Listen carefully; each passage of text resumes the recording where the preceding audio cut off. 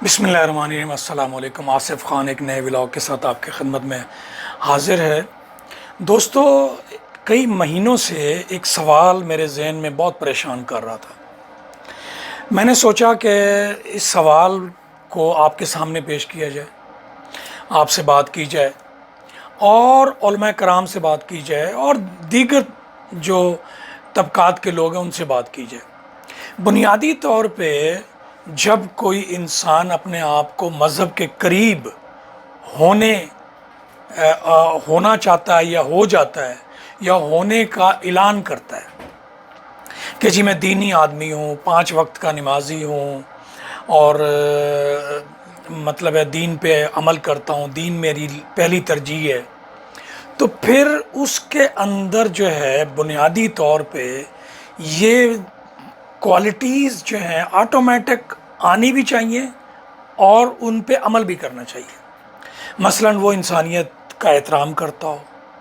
जुल्म ना करता हो और दूसरों का हक ना मारता हो, चादर चार दीवारी का एहतराम करता हो, इंसानी हकूक़ का एहतराम करता हो, और अगर उसके पास ज़िम्मेदारी है तो वो अपनी ज़िम्मेदारियाँ पूरी करे। अगर वो हुक्मरान है तो वो लोगों को रोज़गार फ़राहम करे, इलाज की सहूलत फ़राहम करे, रिहाइश की सहूलत फ़राहम करे, इंसाफ की सहूलत फ़राहम करे और तालीम की सहूलत फ़राहम करे। इस तरह के बहुत सारे ऐसे पहलू हैं जिनके बारे में नबी पाक सल्लल्लाहु अलैहि वसल्लम ने बड़े वाज़ेह अंदाज में कहा है कि अगर आप हुक्मरान हैं तो आपकी ज़िम्मेदारी ज़्यादा है, लेकिन अगर आप हुक्मरान भी नहीं हैं और एक कॉमन मुसलमान हैं तब भी आपकी ये ज़िम्मेदारी बनती है कि आप इन तमाम चीज़ों पर अमल करें, इनका ख्याल रखें और अपने लोगों पर ख़ास तौर पर रहम करें, उनकी चादर चार दीवारी का इज़्ज़त का एहतराम करें। अब ये बात तो आपको क्लियर हो गई बड़ी ज़बरदस्त तरीके से, ठीक है जी। अब बुनियादी तौर पे पाकिस्तान की तारीख़ में दो हुक्मरान ऐसे पैदा हुए जिन्होंने ख़ुद मीडिया के ज़रिए और अपने इर्द गिर्द के लोगों के ज़रिए से आम लोगों तक शद्दोमद के साथ, ज़ोर व शोर के साथ ये बात पहुंचाई कि जनाब हम मज़हबी आदमी हैं, मज़हब के करीब हैं, मज़हब पर अमल करते हैं। अब उसमें सबसे पहले हुक्मरान जो थे वो जनरल ज़िया-उल हक़ थे। जनरल ज़िया-उल हक़ ने ख़ास तौर पे अपने बारे में ये मशहूर करवाया कि जी वो 5 वक्त के नमाजी हैं, तहज्जुद गुज़ार हैं, रोज़ा नमाज और ज़कात और ये तमाम चीज़ें और मज़हबी नेक इंसान हैं। अब जब नेक इंसान का अपने आप को बताया तो फिर आपके ऊपर इंसानियत का एहतराम, जुल्म ना करना, चादर चार दीवारी का एहतराम करना, लोगों को नाजायज़ सज़ाएँ ना देना, लोगों से नज़रियाती, सियासी, दीनी इख्तलाफ होने के बावजूद रवादारी का मुज़ाहरा करना, और अगर आप हुक्मरान हैं जैसे जनरल ज़िया-उल हक़ हुक्मरान थे तो फिर आपके ऊपर पाबंदी ये नहीं कि ये लागू हो गया कि आपने तालीम, इलाज, मुआलजा, रोज़गार, मकान, ट्रांसपोर्टेशन, ये तमाम सहूलतें लोगों को बिला तफरीक रंग और नस्ल मज़हब फ़राहम करनी है। अब लेकिन तारीख़ जो बताती है और जिन लोगों ने जनरल ज़िया-उल हक़ की ज़िंदगी के दौर को देखा है, हुक्मरानी के दौर को देखा है, सबसे ज़्यादा जुल्म बर्बरियत उनके दौर में हुई। अजीब व गरीब सज़ाएँ जो हैं उनके दौर में मुतारिफ़ करवाई गई, यानी कि उनके दौर में कोड़ों की सज़ा जो पूरी तारीख़ में सिवाय मुख्तसर टाइम के दरमियान वो आपको नज़र आएगी हुक्मरानों के ज़रिए से, लेकिन पूरी दुनिया में कहीं पर भी इवन के हुक्मरानों ने भी इस ज़ालमाना सज़ा और फिर कोड़ों की सज़ा भी इस ज़ालमाना तरीके से, मसलन अगर मुल्तान में कोड़ों की सज़ा लग रही है, लाहौर में लग रही है, तो कज़ाफ़ी स्टेडियम, कासिम बाग स्टेडियम में लोग सीढ़ियों के ऊपर 50,000 लाख लोग कट बैठे हुए हैं। उनको बुलवाया गया मशहूरी करके, अनाउंस करके मीडिया के ज़रिए से, और फिर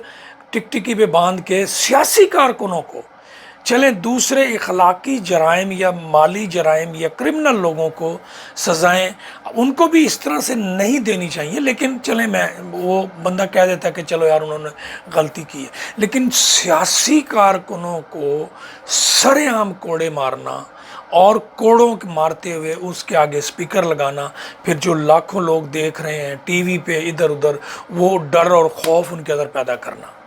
یعنی کہ اسلام میں محبت اور پیار سے حکمرانی کا سبق، لیکن جنرل ضیاء الحق نے خوف کے ذریعے سے حکمرانی کے 11 سال گزارے۔ اب میرا سوال ہے عالم دین حضرات سے، آپ پبلک حضرات سے اور تمام لوگوں سے کہ یار مجھے یہ تو بتائیں محترم حضرات کہ یہ جو مذہب کے قریب اپنے آپ کو لوگ کہتے ہیں حکمران، وہ اتنا ظلم و بربریت کیوں کرتے ہیں؟ اور دوسری مثال عاصم منیر صاحب کی ہے، خاص طور پہ پریس میں زور شور سے یہ بار بار کہا گیا کہ جی حافظ ہیں، حافظ قرآن ہیں، حافظ قرآن ہیں۔ مجھے یہ سمجھا دیں، حافظ قرآن میں تو مسلمانوں کے ساتھ بلکہ غیروں کے ساتھ بھی، کافر کو بھی کافر نہ کہو، مسلمانوں کے ساتھ اور اپنی رعایا کے ساتھ، اپنی حکومت کے دوران اپنے ملک اور خطے میں رہنے والے لوگوں کے ساتھ انسانیت کی احترام، چادر چار دیواری کا احترام، ظلم و بربریت نہ کرنا، لوگوں کے وسائل زندگی پورے کرنا، لوگوں کی روزگار فراہم کرنا، لوگوں کو علاج، معالجہ، ٹرانسپورٹیشن، تعلیم، ہر سہولت دینا، یہ حکمران کی ذمہ داری ہے۔ لیکن وہ جنرل ضیاء الحق کا بربریت یا مالی جرائم یا کرمنل لوگوں کو سزائیں ان کو بھی اس طرح سے نہیں دینی چاہیے، لیکن چلیں وہ بندہ کہہ دیتا ہے کہ چلو یار انہوں نے غلطی کی ہے، لیکن سیاسی کارکنوں کو سر عام کوڑے مارنا اور کوڑوں مارتے ہوئے اس کے آگے سپیکر لگانا، پھر جو لاکھوں لوگ دیکھ رہے ہیں ٹی وی پہ ادھر ادھر، وہ ڈر اور خوف ان کے اندر پیدا کرنا، یعنی کہ اسلام میں محبت اور پیار سے حکمرانی کا سبق، لیکن جنرل ضیاء الحق نے خوف کے ذریعے سے حکمرانی کے 11 سال گزارے۔ اب میرا سوال ہے عالم دین حضرات سے،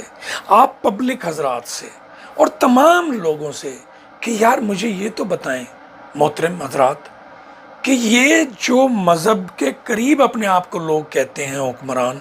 وہ اتنا ظلم و بربریت کیوں کرتے ہیں؟ اور دوسری مثال عاصم منیر صاحب کی ہے، خاص طور پہ پریس میں زور شور سے یہ بار بار کہا گیا کہ جی حافظ ہیں، حافظ قرآن ہیں، حافظ قرآن ہیں۔ مجھے یہ سمجھا دیں، حافظ